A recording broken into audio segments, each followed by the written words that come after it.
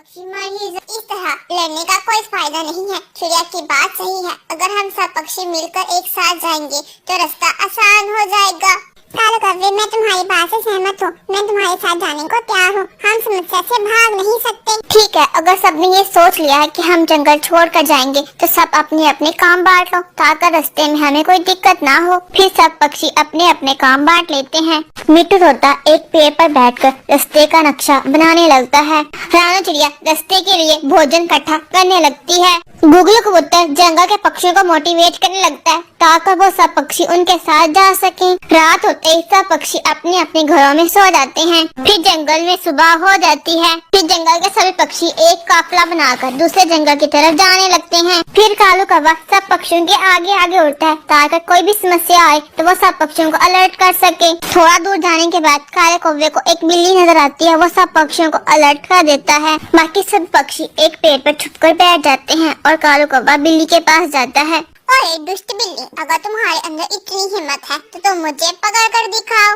कालू कौवा बिल्ली को उकसाने के बाद बिल्ली को दूसरी दिशा की तरफ ले जाता है। फिर पक्षी मौका पाते ही आगे बढ़ने लगते हैं। थोड़ा दूर जाते ही तेज हवा के कारण पक्षी उड़ न पा रहे थे। वो सब एक दूसरे को पकड़कर एक जगह बैठ जाते हैं।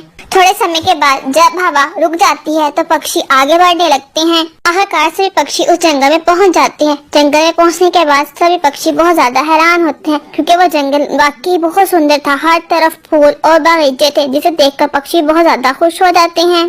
चिड़िया को एक आड़ू का पेड़ पसंद आता है। वो जाकर आड़ू के पेड़ पर बैठ जाती है। मैं इसी पेड़ पर अपना घोंसला बना लेती हूँ। ये पेड़ नदी के पास है, इसलिए मुझे दूर जाना भी नहीं पड़ेगा और इस पर बहुत फल लगे हैं और मुझे सर्दियों में ज्यादा मेहनत नहीं करनी पड़ेगी। कालू कौवे को एक आम का पेड़ पसंद आता है। वो जाकर आम के पेड़ पर बैठ जाता है और मिट्टू तोते को एक पपाये का पेड़ पसंद आता है। वो पपाये के पेड़ पर अपना घोंसला बना लेता है। फिर इसी तरह सब पक्षियों को एक बात तो समझ आ गई कि अगर वो सब मुट्ठीर होकर कोई काम करेंगे तो वो काम आसान हो जाएगा। फिर वो खुशी खुशी उस जंगल में अपना जीवन गुजारने लगते हैं। आप लोगों को ये कहानी कैसी लगी कमेंट कर जरूर बताइएगा। धन्यवाद। कहानी के पहले भाग में आप लोगों ने देखा कि कैसे गोरी कौवे रानू चिड़िया के खरीदे हुए फल रानू चिड़िया से लड़ने के बाद खुद लेकर चली जाती है। यहाँ गोरी कौवे के फल खट्टे निकलते हैं जिस कारण दोनों पति पत्नी आपस में लड़ने लगते हैं।